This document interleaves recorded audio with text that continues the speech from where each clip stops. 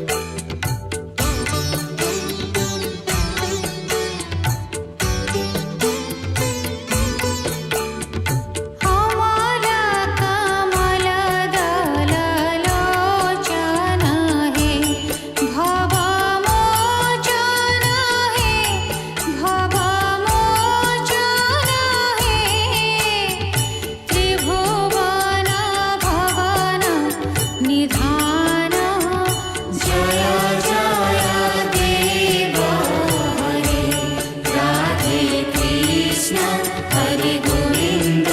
गोपाल वसुदेव बाल नन्द दुलाल जय जय देव हरे हरे जय जय देव हरे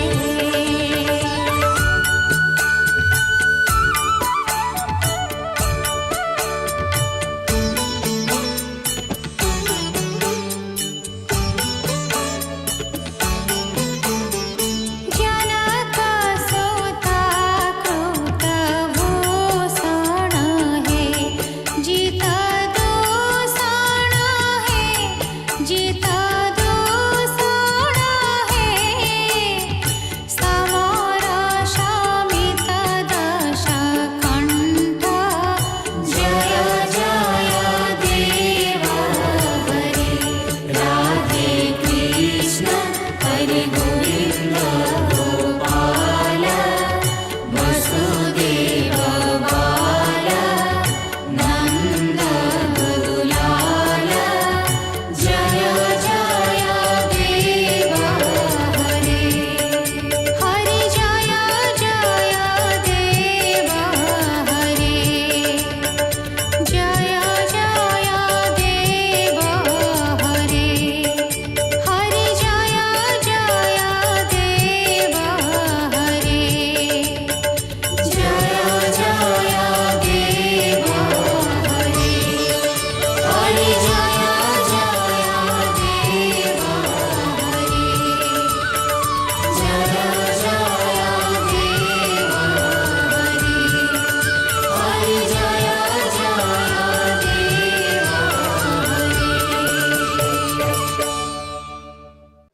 श्रीक्षेत्र पुरी वर्ष सारा श्री जगन्नाथ